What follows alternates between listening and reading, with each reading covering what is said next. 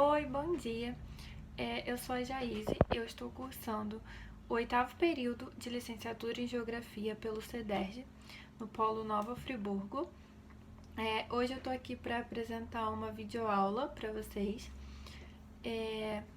em conclusão do estágio supervisionado 4. E a minha escola parceira durante todos os meus estágios é o Colégio Estadual Canadá, onde eu consegui realizar o estágio 1, 2, 3 e o 4, porém com essa interrupção da pandemia, uma saída que tivemos foi a apresentação da videoaula. Então, vamos lá. Na minha videoaula de hoje, eu escolhi o 6º ano do ensino fundamental, pois foi a última turma trabalhada lá em fevereiro, que foi o mês que a gente conseguiu dar início ao estágio, onde a gente começa a incluir a geografia como uma disciplina individualmente, e é isso. Nessa videoaula, então, eu vou introduzir a relação homem-natureza e como o homem modifica o seu espaço. Bem, a geografia é a ciência que estuda os conceitos de lugar, paisagem, território e região. Se enquadrando, o espaço geográfico corresponde pelo espaço que é construído e também ele é alterado pelo homem, sendo esse espaço também palco de realizações humanas que podem se relacionar com outros seres da natureza.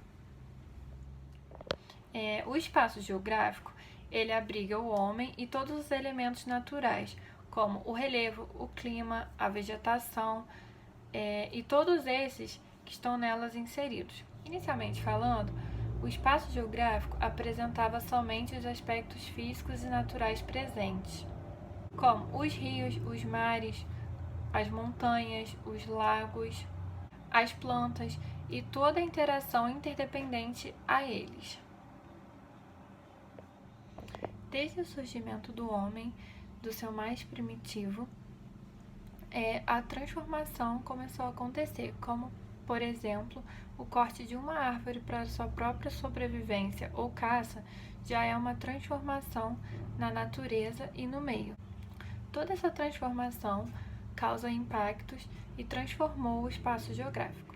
Nesses primeiros momentos, essas transformações eram quase insignificantes para o meio ambiente e não causavam nenhum mal, uma vez que tudo que era retirado da natureza era de certa forma voltado para ela, pois servia apenas para sanar a sobrevivência do homem na Terra. Todas as modificações realizadas sobre a natureza é proveniente do trabalho do homem. Com os avanços tecnológicos, o homem conseguiu desenvolver mecanismos para que manipulassem os elementos da natureza. Por exemplo, máquinas e equipamentos que facilitam a vida do homem na Terra, mas que por consequência acaba prejudicando o meio ambiente. E é nessa pauta que eu quero entrar aqui com essa aula. Como o homem e todas as suas transformações ambientais realizam e realizaram por todos esses anos alterações que prejudicaram e trouxeram malefícios ao meio ambiente e à sua própria sobrevivência. Um meio de sobrevivência que o homem encontrou na Terra é a produção agropecuária, por exemplo. Nesse caso, faz-se necessário a transformação do meio, pois retira-se toda a cobertura vegetal original ali existente e é substituída por lavouras ou pastos, que são criados os gados. Destas também são causados outros impactos, como a poluição, a erosão, a contaminação do solo e dos mananciais. Um outro exemplo de impacto ambiental ocorre na extração mineral, mudando de forma drástica todo o arranjo espacial do lugar onde está sendo explorado. Outras transformações realizadas pelo homem são as construções e, como exemplo disso, nós podemos citar os grandes centros urbanos.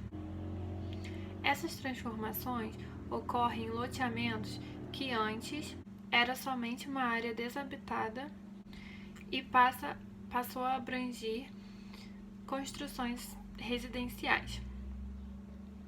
Além das áreas destinadas à indústria, comércios, fábricas, etc.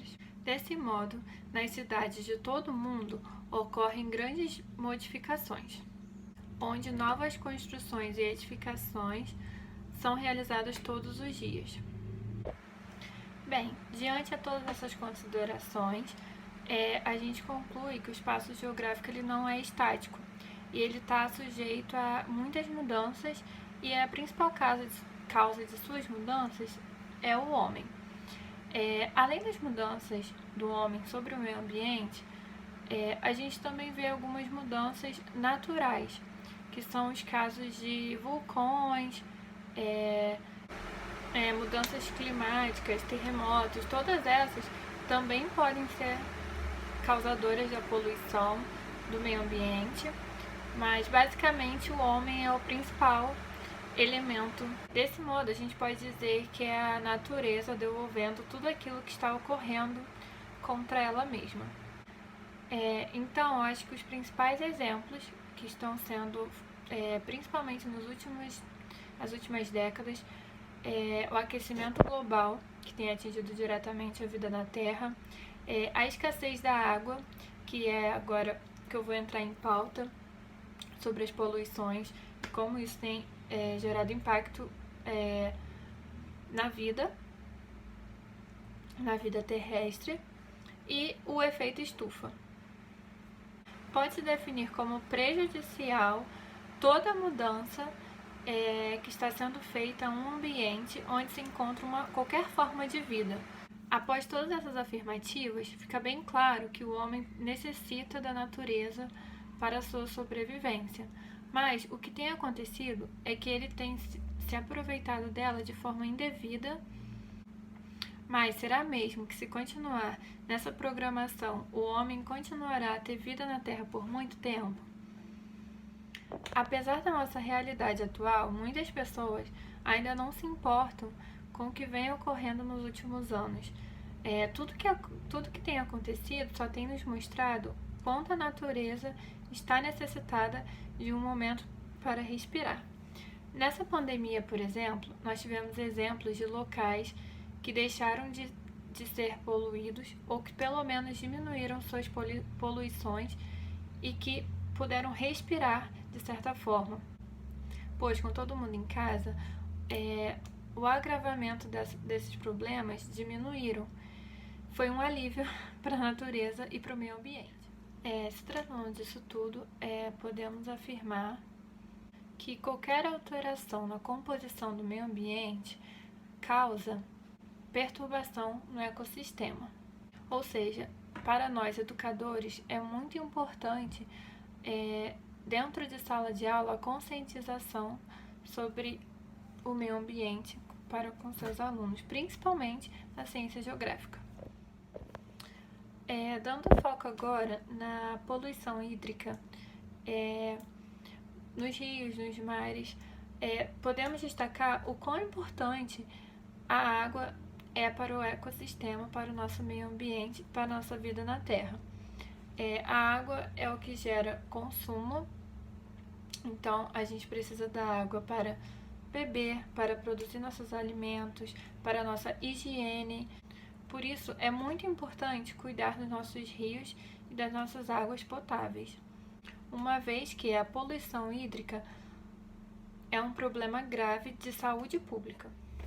Sendo assim, o que tem ameaçado a água potável? Podemos ter alguns exemplos aqui.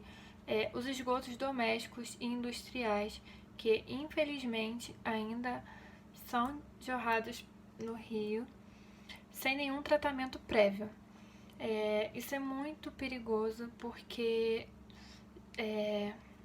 infelizmente, o nosso saneamento básico ainda não atinge todas as famílias do nosso país e sabemos que isso ocorre no mundo todo, o que causa muitos estragos nas águas doces e potáveis ainda existentes. Quando se trata das indústrias, ainda ocorre que muitos materiais sintéticos são descartados nas águas. Que materiais são esses? Os plásticos, os solventes, tintas, tecidos, inseticidas, remédios. A indústria farmacêutica também é muito responsável pela poluição da água potável. E essa poluição é gerada todos os dias e descartada nos rios e nas águas doces. Um outro problema que a gente vem enfrentando são os agrotóxicos utilizados na pulverização de agricultores em seus plantios.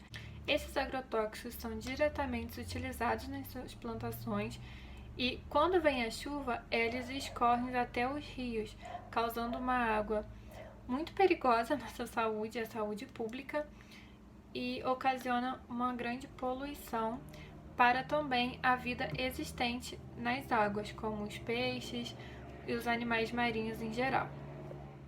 Infelizmente, há um outro tipo de poluição, mas que muitas pessoas não conhecem ou não ouvem falar muito, não têm o conhecimento, que são os lançamentos de compostos inorgânicos diretamente nas águas. Um grande exemplo de como isso acontece são os garimpeiros, que à procura de ouro acabam eliminando metais pesados como mercúrio diretamente nas águas. O que acontece? Então, além das pessoas que consomem essa água serem muito prejudicados, os animais ali presentes também estão sendo muito prejudicados, que muitas vezes causam até as suas mortes. Então, sobre essa liberação de mercúrio nas águas, a gente pode utilizar o Japão como exemplo, onde as indústrias começaram a liberar muito mercúrio nas águas indevidamente. Então, ali naquela região, as pessoas que consumiram aquela água, ou até mesmo os peixes, foram contaminados também. Acabou tendo um acúmulo de mercúrio no seu organismo, no seu corpo, e ocasionando o que chamamos de mal de Minamata, que nada mais que no caso esse mal se caracteriza por problemas neurológicos, como por exemplo a paralisia. E nessa época, no caso o Japão, foi muito contaminado e foi muito frequente que isso ocorreu. Após todas essas informações, será que você sabe realmente se a água que você consome é própria para o consumo? E nós, como educadores, temos uma parcela muito importante para espalhar essas informações para os nossos alunos, pois infelizmente muitas pessoas não têm acesso ou não sabem que estão consumindo uma água não potável. Quais são as principais características que ela precisa ter para ser potável? A água precisa ser inodora, ou seja, ela não pode possuir cheiro nenhum. Ela precisa ser incolor. Se a água tiver um mínimo de cor, já é indicado ali que aquela água tem alguma poluição ou algum resquício. E principalmente ela precisa ser insípida, que é sem sabor. Porque muitas das poluições, muitas das vezes, não possui cheiro e também não tem como ver, não tem nenhuma cor. Mas aí pelo sabor a gente sabe, por exemplo, alguns gases poluentes que são liberados nas águas, a gente consegue identificar a partir do sabor que ela possui. Então é muito importante a água não ter nenhum sabor. Então, como que a gente pode resolver esse problema? Porque sabemos que muitas das vezes muitas pessoas não possuem uma nascente ou enfim, por perto. Existem tratamentos que podem se dar nas águas dos rios para chegar até as nossas casas limpas e propriamente para o consumo. Só que esses tratamentos nem sempre estão disponíveis e é dever e é direito do cidadão possuir água potável em todas as casas. O que acontece quando uma pessoa consome uma água poluída?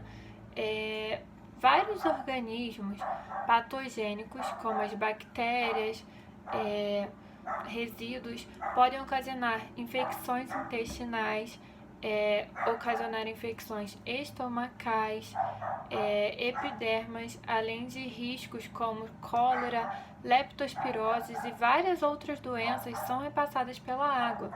E esse tratamento é o único que garante que além da água mineral e a água das nascentes, esse tratamento é o único que garante que você esteja realmente consumindo uma água de qualidade e potável. Bem, a partir dessa aula, eu gostaria muito de poder fazer um trabalho de campo com os alunos, que seria, como seria dado o título desse projeto, seria Rio Limpo, Dia do Rio Limpo.